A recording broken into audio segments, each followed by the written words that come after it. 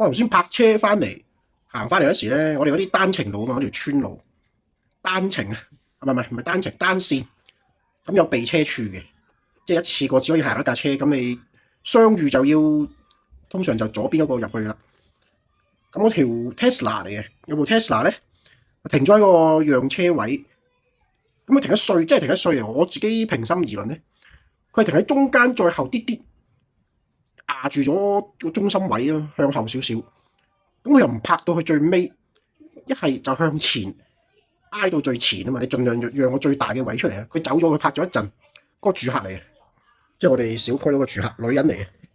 咁有個村民咧就入架車入嚟，咁啊對頭車，咁佢要讓啊嘛，佢靠左，佢要入避車處，咁佢就入去 Tesla 嘅籮柚後邊，個位係細啲嘅，因為佢壓住咗嘛。咁佢前邊嘅位大啲，不過可能就急啦，或者判斷唔切咧。咁佢入咗去個尾後邊咧，窄啲嘅，咁佢又入唔晒，爭啲，咁都過到車嘅，人哋都走到嘅。咁佢又喺度撥到個車主肯行翻出嚟，個車主應該係出咗去短暫翻屋企攞嘢，咁啊撥佢，咁個女人落到嚟咧就發晒癲鬧翻佢，即係話佢玩嘢，話個男人明明夠位就係都要喺度撥搞事。咁我睇到晒成個情況咧，咁我幫個村民嘅，今次我幫個村民呢個住客，即係雖然話一齊嘅同一個屋苑嘅住客，話佢一啲都唔客氣喎，話粗口爛舌，仲激動過個村民，即係鬧翻轉頭，好乸惡個，講乸晒粗口，話佢玩嘢食屎啊！你玩嘢啊，報警啊，仆街嗰啲乜都出晒啦。咁佢有啲親戚喺度嘅，個親戚都冇乜出聲咧。咁個親戚都夾硬幫個女人，咁我就覺得唔係咁啱啦。佢就真係好客觀，我好客觀，我睇得好客觀。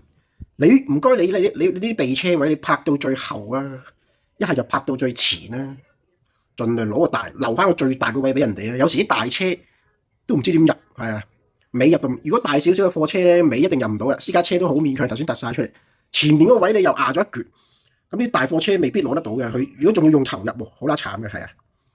咁你唔該，嗰個女人又好似冇乜常識，即係對啲空間啊、汽車嘅位置感啊，冇考慮下人哋嗰個點樣入去啊，點樣係最順暢。你泊喺度已經唔啱啦，停車位係停車處唔應該長期泊喺度，落車走咗去。咁呢啲差佬見到一定係抄牌噶嘛，避車處係即時用噶嘛。咁你最多你人喺度都停喺度都冇話冇咁衰啊，佢就走咗去，泊到唔三唔四。即係佢仲好屈惡嘅，係咁鬧個村民，話個村民搞事，明明都入，明明夠位，都要喺度撥到佢出嚟，即係話佢特登喺度搞事。哇！我就覺得村民今次又有啲道理嘅，係啊，即係你嗰啲女司機真係觀察呢啲情況啊、尺寸啊、交通路況，即係你唔係你用晒，你永遠記住一樣嘢咧，永遠都要諗你每一個動作會唔會影響到其他車人。道路使用者呢個大前提嚟嘅，屌唔係你自己想點就點。就算係夠位，都係夠位，普通私家車都係夠位。你何必要咁泊法咧？你泊到最盡去啦，好唔好？人哋條氣都順啲啊，係啦，你又要走咗去喎。好嘛？嗰啲避車位一般好勉強可以入到3部私家車嘅，咁佢又牙正喺中間向後啲啊，真係衰格。佢唔識判斷咯，佢可能得趕時間求其放低入走咯，冇諗呢啲嘢，啲尺寸啊，嗰啲。物理幾何常識啊，汽車嗰啲駕駛方式啊，咁我唔出聲啦，我梗唔出聲啦，大佬佢哋兩個喺度鬧交，鬧下村民就走都唔騷佢，即係我真係好鬼想出聲話佢你拍後少少啦，唔該你啦，係啦，仲要惡到不得了，話嗰啲冇乜修養嗰啲人真係，如果我係個村民，我真係唔知點樣啦，唔知會唔會打柒佢，係啦，好咁就係咁先，分享咁多先，泊車位啊、避車位啊，唔該你要停，你盡量挨頭或者挨尾貼實啲啦，留翻最大嘅位俾人啦，好冇？好，係咁先，拜拜。